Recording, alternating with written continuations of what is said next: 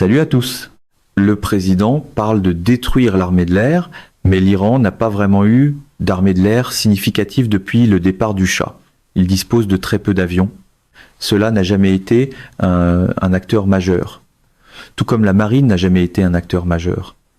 La marine se compose essentiellement de vedettes rapides, de submersibles sans équipage et d'embarcations de surface sans équipage conçues pour opérer dans le golfe Persique, pas beaucoup plus loin.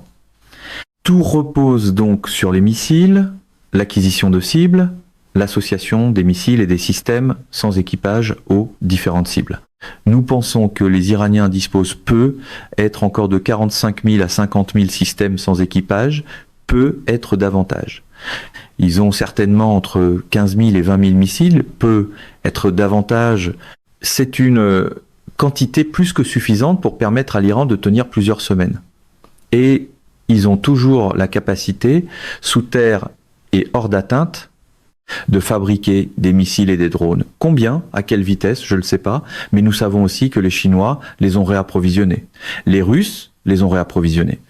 Lorsque nous nous tournons vers notre camp, avons-nous encore 1000 missiles interarmés air-sol à distance de sécurité?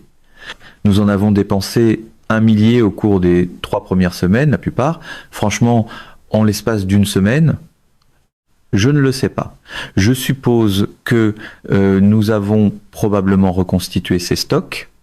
Il y en a d'autres pour lesquels nous avons reconstitué autant que nous le pouvions, en particulier les missiles antimissiles, les missiles PAC-3 et THAAD.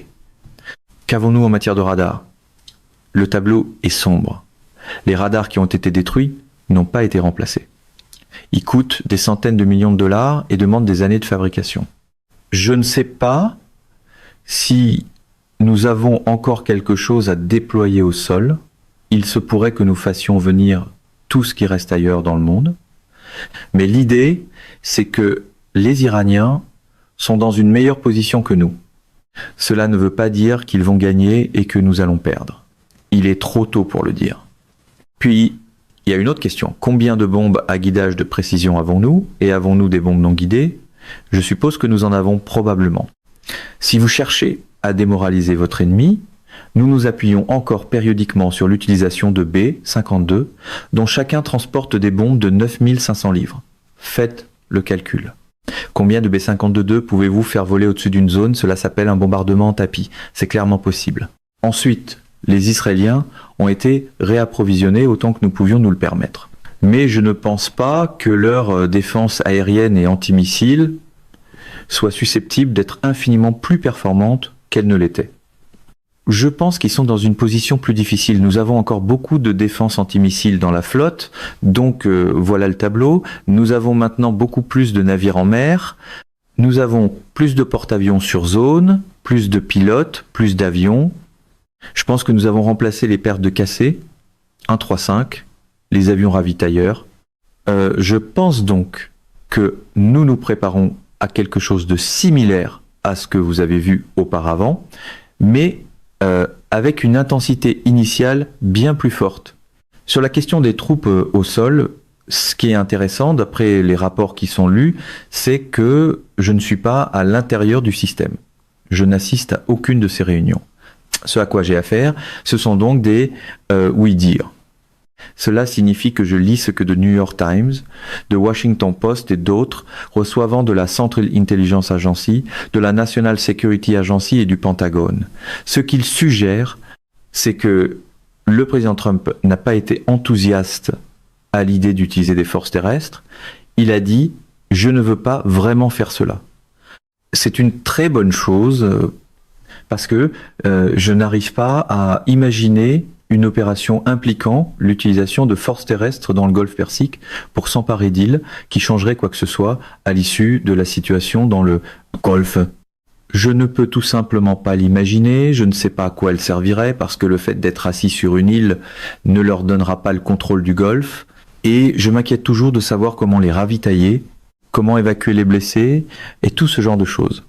Nous verrons maintenant s'ils essaient ou non de faire quelque chose. Je suis sûr que le commandement des opérations spéciales veut faire des choses. Je serais très surpris que des gens dans l'armée de terre et chez les marines ne veuillent pas faire quelque chose. Mais je suis encouragé par le fait que le président Trump ait au moins exprimé des réserves à ce sujet. Pour une fois, le réflexe de conférence de presse consistant à tout promettre et à ne rien comprendre peut être rencontré une carte. Alors, que feront les Iraniens? C'est très important. Nous avons parlé des énormes dommages que nous sommes prêts à infliger.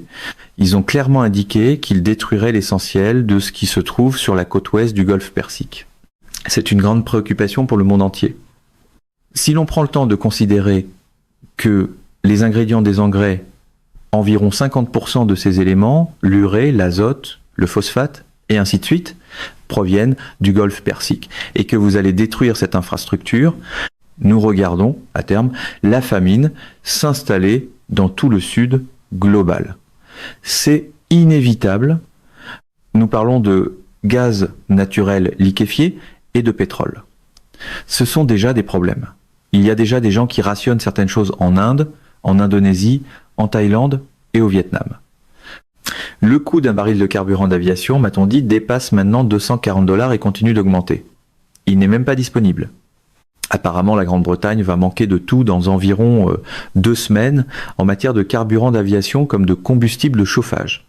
Et bien sûr, tous ces pays d'Europe occidentale qui se sont lancés à corps perdu dans l'énergie verte se trouvent dans des positions terribles. Ils ont aussi fermé beaucoup de leurs réacteurs nucléaires. Les Français ne l'ont pas fait, mais les Allemands l'ont fait. Je suis sûr que cela relève d'un état d'urgence. Je pense que ce que vous allez voir se produire maintenant en Europe, c'est le renversement de gouvernement. Vous allez voir de nouveaux gouvernements arriver au pouvoir. Que peuvent-ils faire? Nous verrons. Je ne pense pas qu'ils seront capables de corriger les problèmes très rapidement. Parce que la plupart des analystes qui ont examiné l'ampleur des destructions de la première phase ont dit qu'il faudrait 1 an, peut être 2 ans, si nous arrêtions maintenant pour que le Golfe Persique se rétablisse. Et la plupart des gens qui comprennent ce que je viens d'exposer concluent, à juste titre, je pense qu'il faudra 5 à 10 ans pour se rétablir. Et nous ne savons pas exactement ce que se rétablir signifie, parce qu'une grande partie de cette infrastructure dans le Golfe pourrait ne jamais être reconstruite. La décision pourrait tout simplement être prise de ne pas y retourner. Et si quelqu'un y retourne, ce sera probablement la Chine, parce qu'à l'heure actuelle, la zone surmondiale pour les liquidités et l'argent devient de plus en plus la Chine, et non les États-Unis. Je pense que c'est la direction que prennent les choses. Si vous regardez les marchés du crédit, les gens vont aller emprunter en Chine, ils ne viendront pas aux États-Unis. Je pense que le pétrodollar est déjà mort. Quant à savoir si le yuan le remplacera, personne ne peut vraiment le dire. Il le pourrait probablement, mais cela pourrait aussi être un panier de monnaie. Je pense que les Émirats et la Maison des Saouds, tous ces gens courent vraiment le risque de perdre leur pays, au sens où d'autres prendront le pouvoir en leur absence, parce que nous savons qu'un grand nombre d'élites du Golfe ont déjà fui vers l'Égypte, l'Europe et d'autres endroits. Encore une fois, nous ne savons pas ce qui se passera dans la région cette fois-ci. Vous avez les Turcs qui se sont préparés, à mon avis, à être beaucoup plus impliqués cette fois-ci qu'ils ne l'étaient auparavant. Les Égyptiens aussi. Je ne vois pas comment Israël peut bien s'en sortir dans tout cela. Parce que toute incitation qui aurait pu exister par le passé pour pousser les Iraniens à faire preuve de retenue n'existe plus. Je pense qu'ils l'ont dit très clairement. Ils sont prêts à passer sur un pied de guerre total. Nous n'avons jamais fait cela. La leçon de l'histoire, c'est que celui qui passe sur un pied de guerre total, certainement au XXe siècle, a de meilleures chances de gagner s'il le fait immédiatement que celui qui le fait plus tard.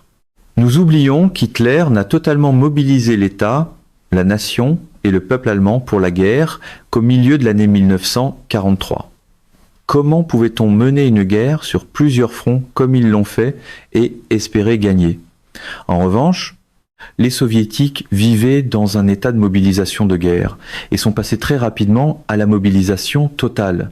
Nous l'avons fait aussi, tout comme la Grande-Bretagne. Nous n'allons pas faire cela pour vaincre l'Iran. C'est impossible.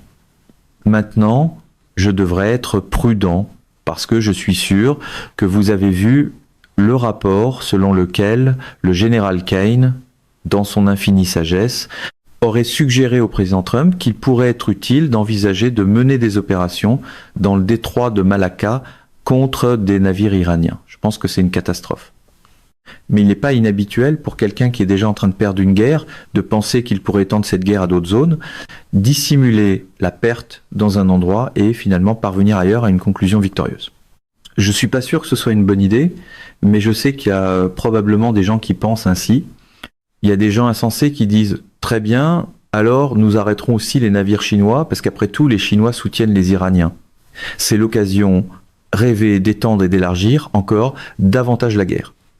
L'une des raisons pour lesquelles les Chinois sont si sensibles à la mer de Chine méridionale, c'est qu'ils savent, à travers leur histoire, que celui qui contrôle la mer de Chine méridionale contrôle en fin de compte le flux des ressources entrant et sortant de Chine. La Royal Navy l'a fait, les Français l'ont fait avant la Royal Navy, et finalement la marine impériale japonaise l'a fait. Donc au fond, je ne vois aucune bonne nouvelle ici, aucune nouvelle direction positive. L'issue idéale, franchement, à ce stade, serait simplement de mettre fin à cette série d'hostilités, de tout arrêter, et d'admettre que nous ne pouvons pas, en employant notre puissance militaire, prendre le contrôle du détroit d'Ormuz. Ce que les Iraniens possèdent, ils vont le garder. Il revient au reste du monde, une fois cette guerre terminée, de s'asseoir avec l'Iran et de trouver quelque chose de similaire à la Convention de Montreux, qui a été créée en 1926 et a placé les Turcs en charge des Dardanelles. D'ailleurs, les Turcs ont très bien géré cela. Il n'y a pas eu de problème là-bas. Une convention similaire peut être mise en place, et je pense que les Iraniens sont le choix logique, compte tenu de leur position stratégique pour la gérer. Nous n'aimons pas cela. Nous y sommes opposés. Mais nous oublions sans cesse que nous ne vivons pas là-bas. Nous ne vivons pas en Asie. Nous ne vivons pas en Europe. Nous ne vivons pas en Afrique. Nous vivons dans l'hémisphère occidental.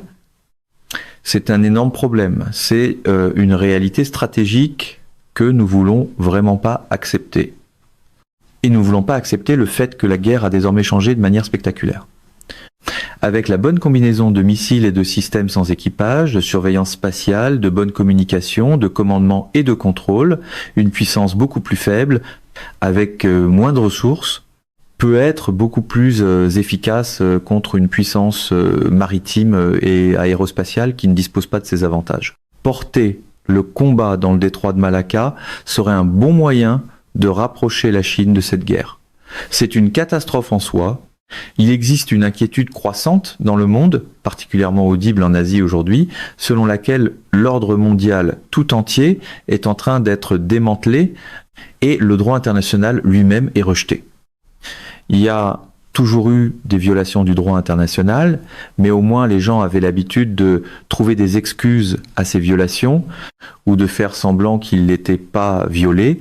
Maintenant ainsi, la légitimité du droit international, même en le transgressant. Cette fois-ci, il semble y avoir, dans une certaine mesure, un rejet de ce droit. Le tableau d'ensemble semble montrer un démantèlement délibéré de l'ordre mondial. Cela suscite de fortes réactions dans le monde, et pas seulement dans la sphère économique. Il y a une résistance massive, surtout à propos de l'Iran. C'est une réussite remarquable que l'on observe désormais autant d'empathie pour l'Iran dans le monde. Je n'ai jamais vu cela de ma vie. Si vous regardez l'Inde, l'Inde se voit comme dépendante d'une rallonge électrique dont une extrémité serait branchée en Inde. Pour simplifier, la prise serait à Mumbai et le reste de la rallonge traverserait le golfe Persique pour se brancher sur les différents États pétroliers, les Émirats, l'Iran et ainsi de suite. Cette rallonge a soudainement été arrachée du mur et c'est quelque chose que les Indiens n'avaient jamais vraiment anticipé. Personne ne semblait penser qu'il y avait la moindre raison pour que quelqu'un perturbe le flux des ressources sortant du Golfe vers l'Inde. Mais l'Inde fait aussi environ 180 milliards de dollars d'affaires par an dans le Golfe Persique. Une grande quantité de commerce, d'argent et de ressources circule donc vers le Golfe Persique et depuis le Golfe Persique. En ce qui concerne l'Inde, elle est sensible au droit international et aux normes internationales. L'Inde est opposée à l'usage de la force pour résoudre quoi que ce soit, si elle peut l'éviter. Et les Indiens sont maintenant choqués de voir que les États-Unis ont choisi d'utiliser la force pour résoudre le problème d'Israël avec l'Iran, pour le dire ainsi, parce que s'il n'y avait pas Israël, nous ne serions pas en guerre contre l'Iran. Soyons francs. Il n'y a aucune raison réelle pour nous de le faire. Nous avons cette masse de propagande qui a été créée au cours des 3 dernières décennies pour essayer de diaboliser l'Iran et d'en faire l'ennemi public numéro 1 des États-Unis. Mais tout cela est largement absurde. Lorsque le 11 septembre s'est produit et que nous avons subi les pertes liées à la destruction des 2 tours à New York, 1 million d'Iraniens sont descendus dans les rues, à Téhéran et ailleurs, la nuit, pour organiser des veillées aux chandelles et pleurer les vies perdues aux États-Unis. Il y avait à ce moment-là un véritable espoir qu'une forme de relation améliorée puisse être construite à partir de cette tragédie. Ils ont fait beaucoup d'efforts et nous leur avons essentiellement craché au visage. C'est regrettable. Ils nous ont soutenus d'une manière que la plupart des gens ignorent. Une fois que nous étions en Afghanistan, puis par la suite, s'il n'y avait pas eu le général Soleimani que nous étions si désireux d'assassiner, nous n'aurions pas pu mettre fin à la guerre menée contre nous en Irak. Il a joué un rôle déterminant en allant persuader les milices chiites de cesser de combattre. Il a pris l'imam responsable de la direction des chiites, l'a ramené à Ispahan, l'a mis dans un coin et lui a dit d'étudier la théologie jusqu'à nouvel ordre. Par la suite, lorsque nous avons combattu Daesh, ces milices chiites ont libéré des chrétiens, des sunnites, des yézidis, des juifs, tous ceux qui étaient opprimés par Daesh. Elles se sont battues très durement avec nous et non contre nous. Tout cela a été balayé au profit de l'agenda d'Israël. L'agenda du projet du Grand Israël est le problème.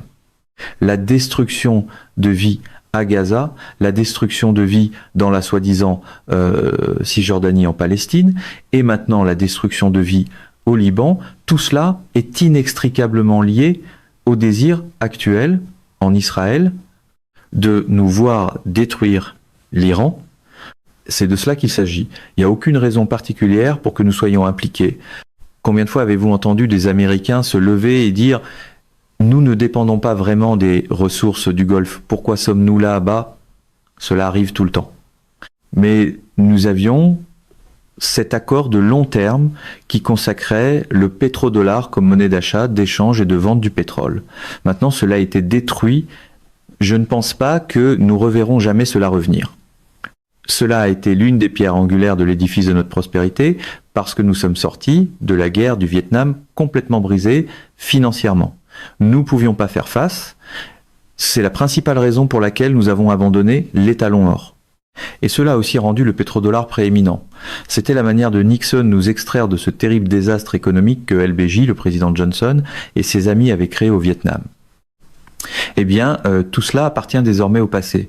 Je pense que nous sommes sortis du Golfe et je ne pense pas que nous y reviendrons. C'est pourquoi j'ai dit que je ne pense pas que nous ayons les moyens d'y retourner parce que nous ne pouvons pas financer ce qui est nécessaire là. Seule la Chine peut le faire. Cette guerre dans son ensemble n'a donc été rien de moins qu'un désastre stratégique pour nous. La chose intelligente à faire maintenant est d'y mettre fin. Il faut s'avancer et dire que c'était pas le bon instrument. Nous avons eu tort, nous n'aurions pas dû faire cela. Nous allons essayer de trouver une autre voie. Nous cherchons l'aide d'autres acteurs pour servir de médiateurs. Mais cela signifie que nous devons nous comporter comme une puissance normale au sein de ce système multipolaire. Et il n'y a aucun appétit pour cela à Washington. Nous voulons être l'autorité supranationale. Nous voulons établir les règles du jeu, puis nous voulons dominer le jeu, et nous voulons gagner le jeu. C'est terminé. Ces jours-là sont révolus.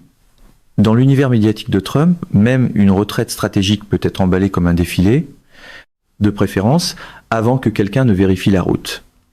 L'ajustement entre la primauté mondiale et la multipolarité va probablement nous conduire à davantage de guerres. Dans cette guerre, les conséquences sont déjà claires. L'Asie est touchée de manière importante, surtout économiquement. Mais en Europe aussi, Zelensky souligne que le manque de défense aérienne est désormais aussi grave qu'il peut l'être. Au moment même où les armes s'épuisent, il se plaint que les États-Unis aient manqué de respect à son pays parce que Witkoff s'est rendu à Moscou mais pas à Kiev. Nous voyons l'Union européenne se plaindre que les armes américaines qui devaient être envoyées à l'Ukraine soient retardées ou détournées. Les Européens parlent de l'OTAN établissant une OTAN sans les États-Unis, une OTAN différente, autrement dit, Au moment même où la situation empire, les Européens semblent encore intensifier les choses. Il y a ces programmes massifs de drones qu'ils envoient à l'Ukraine, permettant apparemment que leur territoire soit utilisé pour frapper la côte baltique de la Russie. Et maintenant, la Russie avertit essentiellement que toutes ces usines qui produisent des drones sont considérées comme des cibles légitimes. Il semble y avoir une forme de délire massif en Europe aujourd'hui. Il n'y a pas beaucoup de réflexion stratégique. Il y a seulement cette obsession de vaincre la Russie, alors même que les armes s'épuisent. Le manque de capacité semble être compensé par un langage de plus en plus belliqueux et par le rejet de toutes les lignes rouges. Ma perception, c'est que la mauvaise représentation des véritables intentions de la Russie, qui n'ont jamais eu quoi que ce soit à voir avec la conquête de qui que ce soit, où que ce soit, va disparaître dans une crise énergétique que les gouvernements actuels d'Europe occidentale, en particulier, ne pourront pas maîtriser. Je pense que ce sera la goutte d'eau. Les dirigeants mondialistes qui veulent maintenir cette guerre contre la Russie seront incapables de le faire parce qu'ils seront chassés du pouvoir. Je suis encore surpris que nous n'ayons pas vu de révolution ouverte dans des pays comme l'Allemagne et la Grande-Bretagne. Je pense que nous en verrons à l'avenir. La situation en Angleterre, en Irlande et au Pays de Galles est vraiment mauvaise. Nous avons déjà vu les Irlandais descendre dans la rue. Je pense que nous allons en voir davantage. Il pourrait être le canari dans la mine de charbon pour les îles britanniques. Je l'espère. Mais les gens qui dirigent les choses au Parlement sont tout simplement déconnectés de la réalité.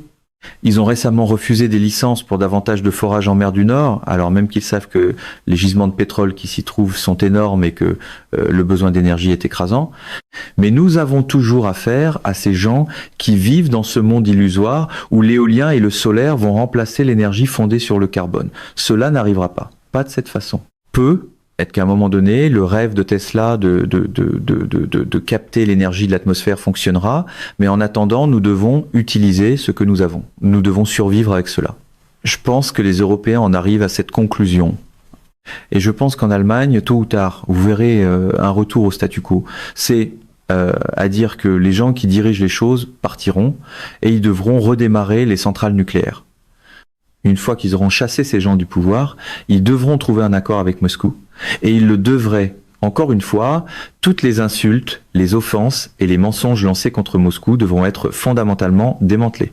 C'est très difficile à faire lorsque les médias sont contrôlés par ces gouvernements mondialistes. Les médias n'ont pas dit la vérité.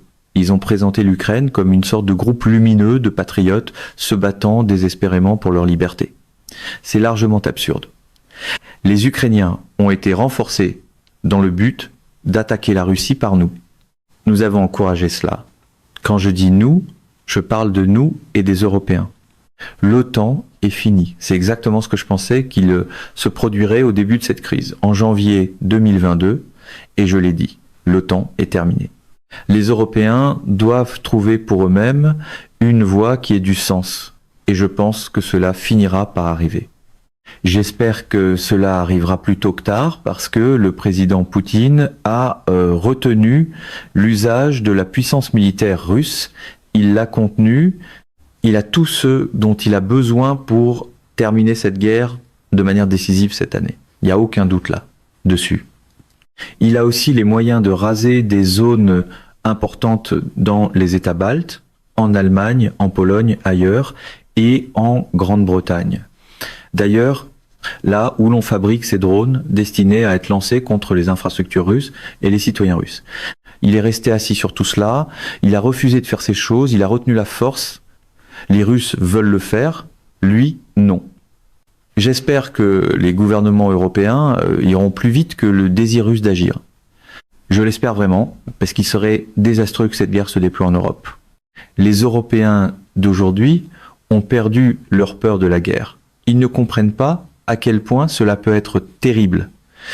Je pense que ces gouvernements, une fois remplacés, céderont la place à de nouvelles personnes et ces nouvelles personnes se comporteront différemment.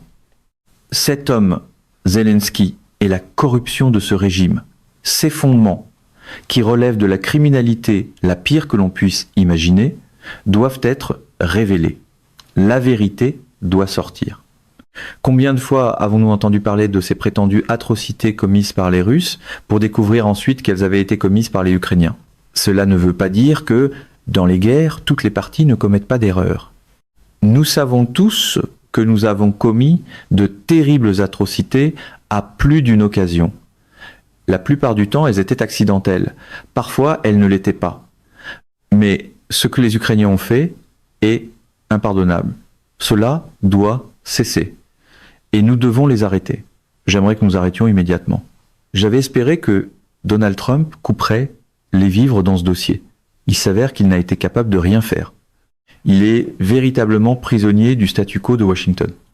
Et je pense que cela s'étend à ce qui s'est passé dans le Golfe Persique et en Iran. Le Congrès n'a rien fait pour vraiment le contenir. C'est parce qu'ils sont tous sur la liste de paix. Vous avez quelques voix ici ou là, mais le lobby israélien et ses agents aux États-Unis ont veillé à ce que l'argent aille à ceux qui soutiennent Israël. Espérons que cela changera. Il y a un vote cette semaine sur la résolution relative au pouvoir de guerre. J'espère que cela produira quelque chose. Mais je ne suis pas optimiste. Il y a tout simplement trop d'inertie dans le système. Et Donald Trump n'arrive pas à dépasser les 3 règles qu'il a apprises de Roy Cohn. Je suis heureux que d'autres personnes aient relevé cela. J'ai attendu longtemps avant d'en parler parce que j'avais espéré que ce ne serait pas le cas, mais je pense que nous devons être honnêtes. C'est le cas. Ces 3 règles sont nier, nier, attaquer, attaquer et transformer tout en victoire. C'est moins une doctrine qu'une machine à brouillard avec un pupitre accroché dessus. Cela semble être le cas.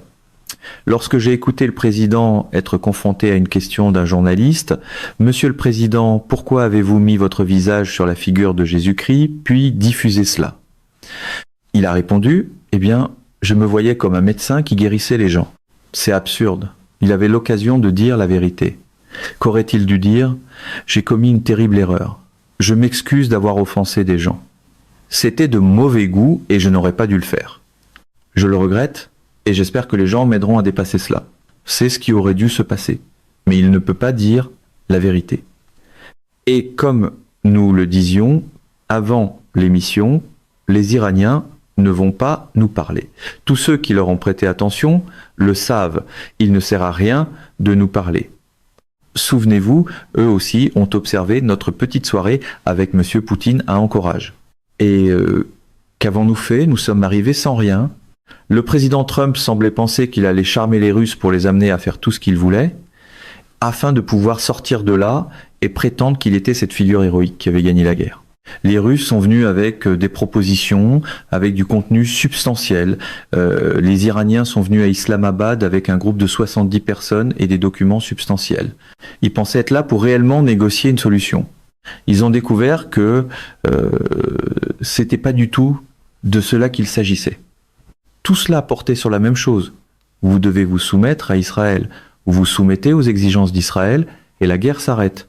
Eh bien, voici une information de dernière minute, cela n'arrivera pas.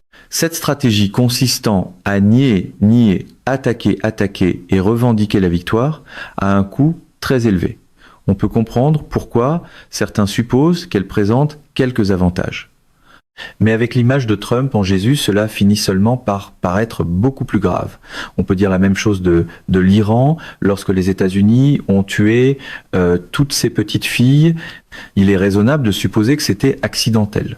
S'il était sorti en disant « c'était un accident », c'est une chose horrible. Ces choses arrivent dans la guerre. Cela n'aurait jamais dû se produire, alors il aurait pu refermer toute l'affaire. Au lieu de cela, toute cette idée selon laquelle l'Iran lancerait des tomahawks sur ses propres écoles ne fait qu'aggraver la situation et garder la plaie ouverte. Cette stratégie, qui consiste à nier, attaquer et transformer tout en victoire, doit avoir quelques exceptions. Sinon, elle est très autodestructrice, mais dans ce style de communication, même une tragédie doit d'abord passer par le service marketing. Il y a une partie de la base qui le soutient et qui croit en quelque chose qui était très répandu aux États-Unis, certainement à la fin du 19e siècle et au début du 20e siècle. Il y a cette formule « mon pays », qu'il ait raison ou tort, mais toujours mon pays. En d'autres termes, quoi que fasse votre pays, vous le défendez jusqu'au bout. Mais on pourrait penser à ce stade que nous, comme toute autre puissance, avons commis des erreurs à un moment ou à un autre et que les identifier est la seule manière de les dépasser. Mais il n'est pas l'homme pour le faire. Et il continue de dire à tout le monde, nous avons la plus grande armée du monde. Eh bien, nous avions la plus grande armée du monde conçue pour rejouer la Seconde Guerre mondiale. Ce n'est pas celle dont nous avons besoin. Elle n'a pas été celle dont nous avions besoin depuis 1991. Mais au lieu de le reconnaître, il continue de dire à tout le monde « Oh, j'ai reconstruit l'armée pendant mon premier mandat. » Eh bien, il a mis de l'argent dans l'ancienne structure, il n'a rien construit de nouveau. C'est notre problème. C'est un peu comme l'armée de Frédéric le Grand qui est sortie affronter Napoléon en 1806. Cela n'a pas fonctionné. Et ils ont été détruits. Nous devons sortir du désordre dans lequel nous nous trouvons. S'il y a quelque chose de bon à tirer de tout cela, c'est que nous verrons un renouvellement à Washington. Parce que les Américains ne sont pas stupides. Ils voient ce qui se passe. Et je pense que l'idée selon laquelle tout le monde va se précipiter dans les bras de la gauche est fausse. Je pense que les Américains se disent « Attendez une minute, tout le monde nous a trahis, les élections ne servent à rien, nous allons au bureau de vote, nous votons et nous obtenons le même foutu résultat stupide. » Donc, à défaut d'autre chose, cette prise de conscience commence à s'installer aux États-Unis, c'est une bonne chose. Mesdames et messieurs, notre émission d'aujourd'hui s'arrête ici. Nous vous invitons à partager votre avis personnel dans la section des commentaires ci-dessous. Plume Pratique vous salue et vous donne rendez-vous très bientôt.